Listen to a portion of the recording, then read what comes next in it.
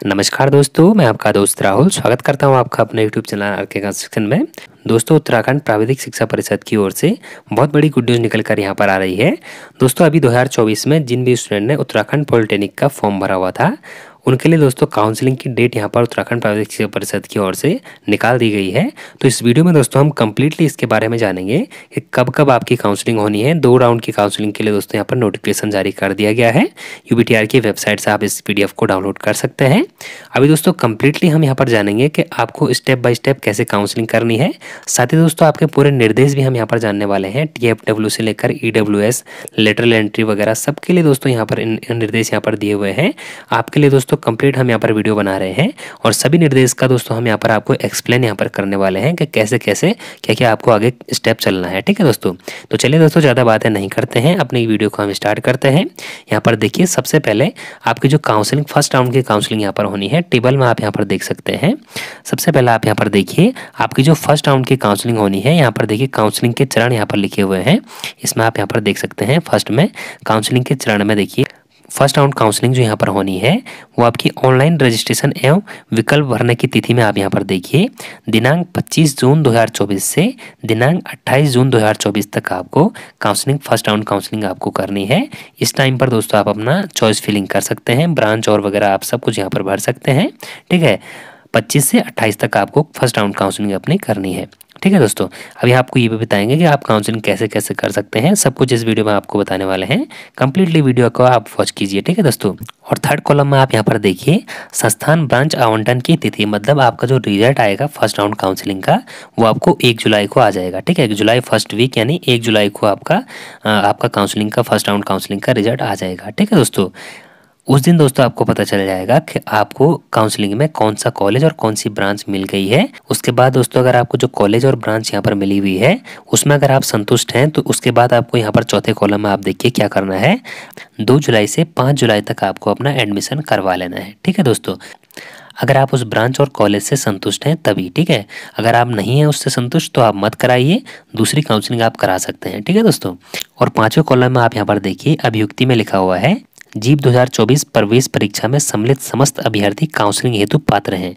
मतलब जिन भी स्टूडेंट ने उत्तराखंड पॉलिटेक्निक का एंट्रेंस एग्जाम दिया है और उनकी कुछ ना कुछ रैंक आई हुई है तो वो काउंसलिंग करवा सकते हैं। ठीक है दोस्तों, तो अभी हम चलते हैं सेकंड रो में। यहाँ पर देखिए सेकंड काउंसलिंग का भी निर्देश यहाँ पर दिया हुआ है, इसको भी आप समझ लीजिए। सेकंड काउंसलिंग आपकी कब से होनी है, दिनांक 10 जुलाई से और 12 जुलाई तक आपको सेकंड राउंड काउंसलिंग करवा देनी है। ठीक है दोस्तों, फर्स्ट काउंसलिंग तो आपकी 25 से 28 तक होनी है और दूसरी काउंसलिंग आपकी जो होनी है 10 से 12 जुलाई तक आपकी दूसरी काउंसलिंग होनी है। ठीक है दोस्तों, उसके बाद आप यहाँ पर देखिए आपका जो सेकंड राउंड काउंसलिंग का रिजल्ट आएगा वो आपका 16 जुलाई को आ जाएगा। ठीक है, यहाँ पर आप देखिए 16 जुलाई को आपका सेकंड राउंड काउंसलिंग का रिजल्ट आ जाएगा और 17 जुलाई 2024 से 20 जुलाई 2024 तक आप जो आपको कॉलेज मिला हुआ है, जो आपको ब्रांच मिली हुई है, उस कॉलेज में जाकर अपना एडमिशन करवा सकते हैं। प्रथम चरण में प्रतिभाग न कर सके अभ्यर्थी एवं प्रथम चरण में आवंटित सीट को बदलने वाले अभ्यर्थी इसमें अपना पार्टिसिपेट कर सकते हैं। मतलब सेकेंड राउंड काउंसलिंग में कौन से स्टूडेंट पार्टिसिपेट करेंगे ये भी आप यहाँ पर देख लीजिए। अगर आपने फर्स्ट राउंड काउंसलिंग में एडमिशन नहीं लिया है या फिर आपको जो ब्रांच आपको मिली है वो आपको पसंद नहीं आ रही है, आपको कॉलेज आपके मनपसंद का नहीं मिला है, तो आप सेकंड राउंड काउंसलिंग करवा सकते हैं। और अगर आपने एडमिशन भी करवा लिया है किसी के बोलने पर, जैसे आपने एडमिशन वगैरह भी करवा लिए है, तो आप अपनी ब्रांच और कॉलेज बदलने के लिए फिर भी सेकेंड राउंड काउंसलिंग आप कर सकते हैं। सेकेंड राउंड काउंसलिंग में अगर आपको मिल जाता है सीट तो आपके जो पहले राउंड में जो आपको सीट मिली हुई थी वो आपकी निरस्त हो जाएगी और जिस कॉलेज में आपको मिलेगा सेकंड राउंड काउंसलिंग में वहीं आपकी जो फीस है वो वहाँ पर शिफ्ट हो जाएगी और आपकी सीट भी शिफ्ट हो जाएगी। लेकिन जो आपको पहले सीट मिली हुई थी वो आपकी निरस्त हो जाएगी, वो आपकी क्या हो जाएगी, सीट मैट्रिक्स में वो शो होने लग जाएगी। तो ये यहाँ पर दोस्तों इसके नियम होते हैं, इस तरीके से आपको चलना है। ठीक है दोस्तों, अभी देखिए हम आपका आवश्यक निर्देश में चलते हैं। यहाँ पर इस पढ़ना बहुत ज़्यादा ज़रूरी होता है। हम इस पॉइंट्स को नहीं पढ़ते हैं, हम कहते हैं कि हमको डेट वगैरह पता चल गया है और इन पॉइंट्स को हम छोड़ देते हैं। बाद में दोस्तों हम एडमिशन के टाइम में बहुत दिक्कत होती है, बाद में मतलब ऑफिस से कहते हैं कि आपने निर्देश पढ़े हुए नहीं होंगे तो आपके डॉक्यूमेंट छूट गए हैं, आपका एडमिशन भी निरस्त हो सकता है। तो यहाँ पर देखिए हम स्टेप बाय स्टेप चलेंगे और सारे निर्देशों को आपको समझाते हुए चलते हैं। ठीक है, तो चलिए यहाँ पर हम पढ़ते हैं पहले निर्देश को। तो यहाँ पर देखिए सबसे पहले आपको वेबसाइट बताई गई है कि कौन सी वेबसाइट पर आपको समस्त निर्देश मिल जाएंगे और काउंसलिंग कौन सी वेबसाइट पर आपको करनी है। ठीक है दोस्तों, यहाँ पर देखिए ubtradmission.nic.in पर दोस्तों आप जो है अपना काउंसलिंग करवा सकते हैं। ये दोस्तों पहले निर्देश में बताया हुआ है।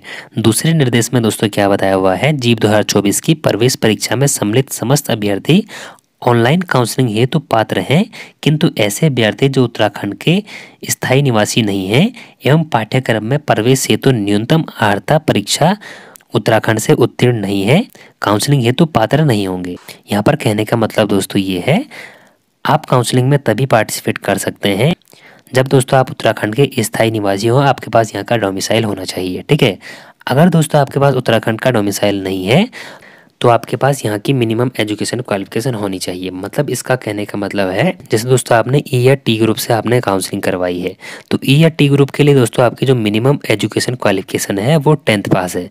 मतलब 10 पास वाले जो हैं वो ई ग्रुप से इंजीनियरिंग कर सकते हैं, टी ग्रुप से कर सकते हैं। तो अगर आप उत्तराखंड से नहीं हैं, उत्तराखंड से बाहर से आप बिलोंग करते हैं, आपके पास यहाँ का डोमिसाइल नहीं है, तो आपके पास यहाँ का 10 का मार्कशीट का सर्टिफिकेट होना चाहिए। ठीक है, आप 10 पास यहाँ से होना चाहिए। ठीक है, और इसके साथ ही अगर आप पी ग्रुप से काउंसलिंग करवा रहे हैं तो पी ग्रुप के लिए मिनिमम एजुकेशन क्वालिफिकेशन क्या है, 12th पास है। ठीक है, तो 12th पास का सर्टिफिकेट आपके पास यहाँ का होना चाहिए। आपके पास डोमिसाइल नहीं भी है तो चलेगा, कोई दिक्कत नहीं है। काउंसलिंग के टाइम पर आपको ये चीज़ वहाँ पर मार्क करनी है, टिक मार्क करनी है। तो अगले निर्देश की ओर हम आगे बढ़ते हैं। ऑनलाइन काउंसलिंग हेतु सर्वप्रथम अभ्यर्थी काउंसलिंग की वेबसाइट ubtr.admission.nic.in में लॉगिन आईडी पासवर्ड बनाकर रजिस्ट्रेशन की कार्यवाही पूर्ण करेंगे। रजिस्ट्रेशन के लिए अभ्यर्थी को अनुक्रमांक, आवेदन पत्र संख्या एवं जन्मतिथि की जानकारी होनी अनिवार्य है। ठीक है दोस्तों, सबसे पहले यहाँ पर आपको क्या करना होता है, काउंसलिंग से पहले आपको अपना लॉगिन आईडी पासवर्ड बनाना होता है। ठीक है दोस्तों, लॉगिन आईडी पासवर्ड किस तरीके से आपको बनाना है इसका वीडियो हम डिस्क्रिप्शन में डाल देंगे, वहाँ पर से आप चेक कर लीजिएगा। इसमें दोस्तों आपको अपने अनुक्रमांक यानी रोल नंबर का, आवेदन पत्र संख्या एवं जन्मतिथि की जानकारी होनी चाहिए। ठीक है, डेट ऑफ बर्थ वगैरह आपको अपना ध्यान में होना चाहिए। उसी से दोस्तों आप अपना पासवर्ड बनाते हैं और लॉगिन आईडी भी आपकी वही रहती है, आपका नाम वगैरह। ठीक है दोस्तों, तो सिंपल सा प्रोसेस है, इसको भी आप कर लेना है। यही दोस्तों आपकी काउंसलिंग में सबसे पहले पूछी जाएगी, उसके बाद ही आपका जो है काउंसलिंग स्टार्ट होगी। ठीक है दोस्तों, तो अगला निर्देश क्या है यहाँ पर आप देख लीजिए। अभ्यर्थी वेबसाइट पर रजिस्ट्रेशन एवं पासवर्ड बनाते समय अपना संपूर्ण विवरण जैसे आरक्षण, श्रेणी, उप श्रेणी, लिंग, उत्तराखंड डोमिसाइल इत्यादि ध्यानपूर्वक चेक कर लें एवं आवश्यक संशोधन रजिस्ट्रेशन के समय ही कर लें। रजिस्ट्रेशन में अभ्यर्थी जो सूचना भरेगा, अभ्यर्थी के पास प्रवेश के समय संबंधित प्रमाण पत्र होने अनिवार्य होंगे, अन्यथा उसका आवंटन निरस्त भी किया जा सकता है। मतलब यहाँ पर आप देखिए, आपको रजिस्ट्रेशन के समय या फिर आपका जो काउंसलिंग के टाइम जो डॉक्यूमेंट्स आप वहाँ पर क्लिक करेंगे वो आपके पास होना भी चाहिए। मैंने इससे पहले वाली वीडियो में आपको बताया भी था, जो डॉक्यूमेंट्स आप वहाँ पर लगाते हैं, मतलब आपको केवल यहाँ पर टिक मार्क करना होता है। जो डॉक्यूमेंट के ऑप्शन पर आप क्लिक करेंगे वो आपके पास प्रमाणित भी होना चाहिए और ओरिजिनल डॉक्यूमेंट्स आपके पास होने चाहिए। ठीक है दोस्तों, तो जो भी आपको ऑप्शन भरने हैं वो सोच समझ कर भरना है। ठीक है दोस्तों, अगले यहाँ पर निर्देश पर हम यहाँ पर चलते हैं। जिन अभ्यर्थियों को प्रथम काउंसलिंग के माध्यम से राजकीय एवं राजकीय सहायक प्राप्त संस्थान में कोई पाठ्यक्रम आवंटित हो तो वे अभ्यर्थी निर्धारित समयावधि में आवंटित राजकीय एवं राजकीय सहायक प्राप्त पॉलिटेक्निक संस्थानों में आवश्यक अभिलेख यानी अलॉटमेंट लेटर के अनुसार एवं शिक्षण शुल्क 8,000 रुपये के साथ उपस्थित होकर प्रवेश की कार्यवाही पूर्ण कर सकते हैं। ठीक है, अगर दोस्तों आपको मतलब कॉलेज मिल गया है और ब्रांच आपको मिल गए हैं और आप उससे संतुष्ट हैं तो आप अपना जो यहाँ पर डेट दी गई है आपको एडमिशन की, जैसे फर्स्ट राउंड काउंसलिंग की 2 जुलाई से 5 जुलाई तक है, तो आप 2 जुलाई से 5 जुलाई तक फर्स्ट राउंड काउंसलिंग का एडमिशन आप करवा सकते हैं। और आपकी जो फीस यहाँ पर पड़ने वाली है वो 8,000 रुपये आपकी पड़ने वाली है, जिसकी आपको रसीद दी जाएगी। ठीक है दोस्तों, इसके बाद आपको 6 महीने बाद जो आपका मतलब सेकेंड सेमेस्टर लगेगा तो उसमें आपको 5,000 रुपये फिर फीस पड़ेगी। तो दोनों मिलाकर आपको 8 और 5 आपका 13,000 रुपये फीस हो जाती है 1 साल की। साथ ही दोस्तों सेमेस्टर एग्जाम के टाइम पर आपको एग्जाम फीस भी ली जाती है, वो 1,000 रुपये या फिर 900 रुपये आपकी रहती है। तो इतना दोस्तों आपको अपना लगभग 15,000 रुपये 1 साल का खर्चा यहाँ पर जो है लगाकर चलना होता है। ठीक है दोस्तों, अगले निर्देश को हम यहाँ पर देखते हैं। जो अभ्यर्थी प्रथम काउंसलिंग के माध्यम से प्रवेश की कार्यवाही पूर्ण कर लेते हैं एवं द्वितीय काउंसलिंग में सम्मिलित होकर सीट अपग्रेड करते हैं, ऐसे अभ्यर्थी को पुनः अभिलेख सत्यापन प्रवेश की कार्यवाही हेतु उपस्थित होने की आवश्यकता नहीं होगी। आपका जो पहले राउंड का काउंसलिंग आपने कर दी है, एडमिशन आपने कर लिया है, लेकिन दोस्तों आपने मतलब अपग्रेड की वजह से दूसरे मतलब ब्रांच और कॉलेज चेंज करने की वजह से आपने सेकंड राउंड काउंसलिंग की है। तो आपको अगर सेकंड राउंड काउंसलिंग में कॉलेज मिल जाता है और सीट मिल जाती है तो आपकी जो पहले राउंड काउंसलिंग में जो आपकी सीट मिली हुई थी वो आपकी रद्द हो जाएगी और सेकंड राउंड काउंसलिंग के टाइम पर वो दोस्तों सीट वहाँ पर खाली हो जाएगी। जिसमें कि दोस्तों आप बाद में ये नहीं कह सकते हैं कि हमको पहले राउंड काउंसलिंग में ये कॉलेज या फिर ये ब्रांच मिली हुई थे तो उस पर आपका कोई हक नहीं होगा, वो दोस्तों निरस्त हो जाएगी, ये आपको ध्यान में रखना है।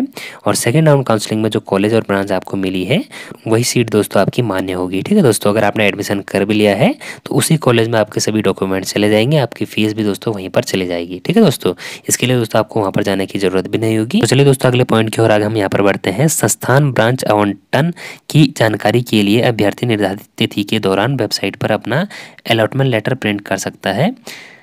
इसकी जानकारी अभ्यर्थी को उसके द्वारा उपलब्ध कराए गए मोबाइल नंबर पर एसएमएस के माध्यम से दी जाएगी। मतलब आपका अलॉटमेंट लेटर आपको प्रिंट कर लेना है, जो आपको अलॉटमेंट मतलब जहाँ पर आपको ये लिखा होगा कि आपको ये कॉलेज मिला है, ये ब्रांच आपको मिली है, वो आपको प्रिंट कर लेना है। इसकी जानकारी दोस्तों आपके एसएमएस पर भी दी जाएगी और जब आप अपना रिजल्ट चेक करेंगे उस समय भी आपको अपना अलॉटमेंट लेटर डाउनलोड कर लेना है। ठीक है दोस्तों, तो अगले पॉइंट पर हम आगे बढ़ते हैं। अभ्यर्थी आवंटित संस्थान में निर्धारित अंतिम तिथि तक समस्त आवश्यक मूल प्रमाण पत्र 2024 की विवरण पुस्तिका में दिए गए निर्देशों के अनुसार समस्त प्रमाण पत्रों की सत्यापित छाया प्रति एवं 2 पासपोर्ट साइज फोटो के साथ उपस्थित होंगे। मतलब आपको एडमिशन के टाइम पर जो भी आपके डॉक्यूमेंट्स आपकी ई बुक पर बताए गए हैं, जिसका जिक्र दोस्तों मैंने इससे पहले वाली वीडियो में भी किया हुआ था, वो आपको यूपीटीआर की वेबसाइट पर मिल जाएगा। उस बुक में दोस्तों आप देखिए कि आपके कौन कौन से डॉक्यूमेंट्स वहाँ पर लगने हैं एडमिशन के टाइम पर। वरना दोस्तों मैंने एडमिशन पर कितने डॉक्यूमेंट्स लगते हैं उनके लिए दोस्तों स्पेशल वीडियो 2023 के लिए बनाई हुई थी, उसका लिंक डिस्क्रिप्शन में दिया हुआ है, आप जाकर देख सकते हैं। इस बार भी दोस्तों हम बना देंगे। उन डॉक्यूमेंट्स को आपको अपने साथ लेकर जाना है और ओरिजिनल डॉक्यूमेंट्स आपको अपने साथ लेकर जाने हैं। 2 पासपोर्ट साइज फोटो भी आपको अपने साथ लेकर जाने हैं काउंसलिंग के मतलब एडमिशन के टाइम पर। ये दोस्तों इस पॉइंट में कहा गया है। ठीक है दोस्तों, और अगले पॉइंट पर दोस्तों यहाँ पर बताया गया है किसी भी आरक्षण का लाभ लेने के लिए अभ्यर्थी को उत्तराखंड का स्थायी निवासी होना अनिवार्य होगा, जिससे प्रवेश के समय आवंटित स्थान में जमा करना अनिवार्य होगा। अतः ऐसे अभ्यर्थी जिनके पास उत्तराखंड का स्थायी निवास का प्रमाण पत्र न हो एवं वे पाठ्यक्रम में न्यूनतम आर्ता उत्तराखंड से उत्तीर्ण हो, ऑनलाइन रजिस्ट्रेशन के समय विशेष ध्यान रखें एवं सही जानकारी उपलब्ध कराएं। मैंने आपको पहले भी बताया था, जैसे दोस्तों इससे पहले वाले पॉइंट में भी आपको मैंने बताया था, जो भी मतलब रिजर्वेशन आप लेना चाहते हैं, जैसे आप एसटी एससी या किसी भी कैटेगरी से हैं जहां पर आपको कुछ % की छूट मिलती है, या फिर आप ईडब्ल्यूएस का यहां पर जो है लाभ लेना चाहते हैं, तो उसका प्रमाण पत्र आपके पास होना चाहिए। अगर आप उत्तराखंड के स्थायी निवासी नहीं हैं, आप जो भी ग्रुप से काउंसलिंग करवा रहे हैं उसका मिनिमम एजुकेशन क्वालिफिकेशन सर्टिफिकेट आपके पास होना चाहिए। ठीक है दोस्तों, तभी दोस्तों आप रिजर्वेशन का लाभ ले सकते हैं। ये दोस्तों इस पॉइंट में बताया गया था। अगले पॉइंट में दोस्तों यहाँ पर बताया गया है कि जो भी रिजर्वेशन आप लेना चाहते हैं उसका जो सर्टिफिकेट है वो उत्तराखंड सरकार द्वारा जारी किया जाना चाहिए, मतलब उत्तराखंड सरकार द्वारा मान्य होना चाहिए। ठीक है दोस्तों, और अगले टॉपिक में दोस्तों यहाँ पर बताया गया है यदि किसी अभ्यर्थी द्वारा प्रवेश के समय उपरोक्तानुसार आवश्यक प्रमाण पत्र उपलब्ध नहीं कराए जाते हैं तो अभ्यर्थी का आवंटन स्वतः ही निरस्त किया जाएगा। मतलब आपने वहाँ पर जो डॉक्यूमेंट्स मांगे गए हैं वो डॉक्यूमेंट्स आपने वहाँ पर नहीं लगाए गए हैं तो आपके जो एडमिशन है वो निरस्त किया जाएगा और वो सीट दोस्तों अगली काउंसलिंग के लिए खाली हो जाएगी। ठीक है दोस्तों, तो एडमिशन के टाइम पर जो डॉक्यूमेंट मांगे गए हैं वो डॉक्यूमेंट्स आपके पास होने ही चाहिए। ठीक है दोस्तों, तो चलिए अगले पॉइंट पर हम यहाँ पर बात करते हैं। प्रवेश के इच्छुक अभ्यर्थी ऑनलाइन काउंसलिंग में इंटरनेट के माध्यम से अपने घर, शहर, गाँव में कहीं से भी आप काउंसलिंग कर सकते हैं। ऐसा नहीं है कि आपको उसी कॉलेज में जाना है या फिर आपको किसी साइबर कैफे के पास जाना है।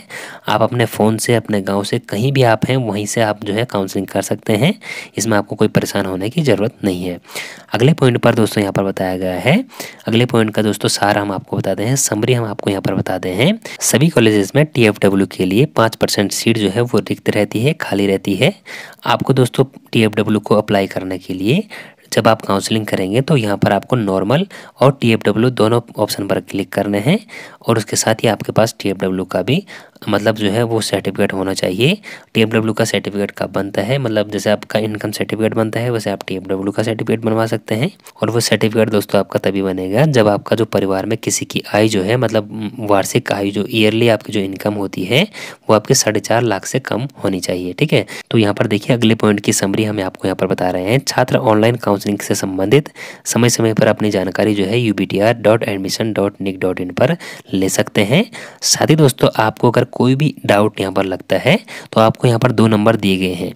ठीक है, ये 7456962586 जैसे यहाँ पर जो 2 नंबर दिए हुए हैं, इनसे दोस्तों आप कांटेक्ट कर सकते हैं और आप पूछ सकते हैं कि काउंसलिंग में जो भी आपको डाउट्स लग रहा है इनसे भी आप संपर्क कर सकते हैं। ठीक है दोस्तों, और अगर आपको कोई और डाउट है जो आपका क्लियर नहीं हो पा रहा है और आपका जो नज़दीकी पॉलिटेक्निक आपको यहाँ पर पड़ता है तो उसमें आपको जाने की जो टाइम है वो 10 बजे से शाम को 5 बजे तक आप वहाँ पर जाकर अपना जो है डाउट क्लियर करवा सकते हैं। ठीक है दोस्तों, तो अगले पॉइंट की ओर हम यहाँ पर बढ़ते हैं। बहुत ज़्यादा यहाँ पर लिखा हुआ है, अगर हम पढ़ते लग जाएंगे तो बहुत ज़्यादा टाइम यहाँ पर लग जाएगा, इसलिए मैं आपको सीधे सीधे समरी यहाँ पर बता रहा हूँ। ठीक है दोस्तों, मैंने इसको कम्प्लीटली यहाँ पर ध्यान से पढ़ा हुआ है तभी दोस्तों मैं आपको समझा पा रहा हूँ। ठीक है, तो इसमें लिखा हुआ है इस पॉइंट में, यहाँ पर देखिए इस पॉइंट में लिखा हुआ है कि जो भी आप काउंसलिंग के टाइम पर चॉइस फिलिंग करेंगे, ब्रांच फिलिंग करेंगे तो उसका दोस्तों आपको अपना जो है प्रिंट करवा लेना है और लॉगिन आईडी पासवर्ड आपको किसी और को साझा नहीं करना है। ठीक है दोस्तों, अगर आप किसी को भी अपना लॉगिन आईडी पासवर्ड देते हैं और उसमें आप कोई चेंजमेंट देखते हैं, आपको काउंसलिंग के बाद कोई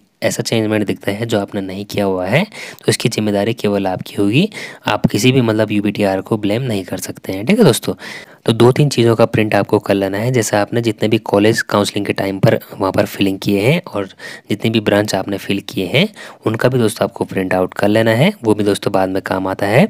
और उसके बाद जो आपको अलॉटमेंट लेटर दिया जाएगा, मतलब आपको जो उन कॉलेजेस में से जो कॉलेज मिला है और जो ब्रांच मिला है उसका भी दोस्तों आपको अपना प्रिंट कर लेना है, वो भी दोस्तों एडमिशन के टाइम पर वहाँ पर काम आता है। और इसका अगला जो पॉइंट यहाँ पर दिया हुआ है वो लेटरल एंट्री यानी ए ग्रुप वालों के लिए यहाँ पर दिया हुआ है, इसको भी आपने ध्यान से समझना है।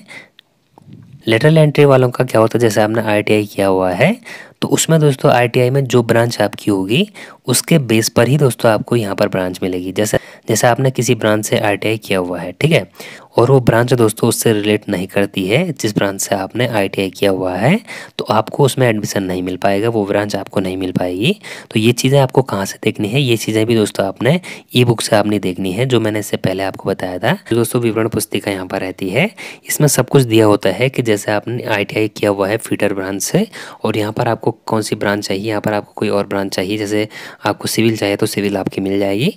तो इन चीज़ों का पूरा दोस्तों यहाँ पर विवरण दिया रहता है, इस चीज़ को आपने देखना है, उसके बाद ही दोस्तों आपको अपना चॉइस फिलिंग करनी है। ठीक है दोस्तों, और इसके अगले पॉइंट में यहाँ पर बताया गया है, ये दोस्तों EWS के लिए यहाँ पर निर्देश दिया हुआ है कि EWS के लिए सभी कॉलेजेस में 10% सीट दोस्तों खाली रहती है। इसके लिए दोस्तों आप अप्लाई कर सकते हैं। काउंसलिंग के टाइम पर आपको EWS का पॉइंट जो है यहाँ पर ऑप्शन जो है क्लिक करना है। साथ ही दोस्तों आपको EWS का प्रमाण पत्र भी आपके पास होना चाहिए। इकोनॉमिक वीकर सेशन का दोस्तों आपके पास प्रमाण पत्र सर्टिफिकेट आपके पास होना चाहिए। और काउंसलिंग के टाइम पर आपको ध्यानपूर्वक EWS में क्लिक करना है, तो आपका दोस्तों EWS से हो जाएगा, जिससे दोस्तों आपको पूरे साल की फ़ीस यहाँ पर जो है माफ़ हो जाएगी। आपकी जो केवल आप जैसे हॉस्टल वगैरह में रहते हैं तो उसकी फ़ीस आपको पड़ेगी, बाकी आपको जो शिक्षण शुल्क है वो माफ़ कर दिया जाएगा। इतनी सुविधा दोस्तों TFW और EWS में रहती है, तो इसका भी दोस्तों आप लाभ ले सकते हैं। और लास्ट वाले पॉइंट पर यहाँ पर बताया गया है कि राजकीय पॉलिटेक्निक विकासनगर देहरादून में फार्मेसी के अंतर्गत एक सीट जो है वो लद्दाख क्षेत्र के अभ्यर्थियों के लिए आरक्षित किया गया है। ठीक है, लद्दाख क्षेत्र से अगर कोई है तो उनके लिए एक सीट दोस्तों राजकीय पॉलिटेक्निक विकासनगर में उपलब्ध है। ठीक है दोस्तों, और वो भी फार्मेसी में उपलब्ध है। तो दोस्तों आई होप आपको यहाँ पर सभी पॉइंट्स क्लियर हो गए होंगे। इसके बाद भी आपको कोई कन्फ्यूजन लगता है तो कमेंट बॉक्स में कमेंट कर दीजिए, आपका डाउट जरूर क्लियर होगा। वीडियो आपको पसंद आई तो वीडियो को लाइक कर दीजिए और अपना उत्तराखंड पॉलिटेक्निक से जुड़ी जानकारी के लिए आप हमारे चैनल RK कंस्ट्रक्शन को जरूर सब्सक्राइब कर दीजिए। चलिए दोस्तों, मिलते हैं नेक्स्ट नोटिफिकेशन के साथ।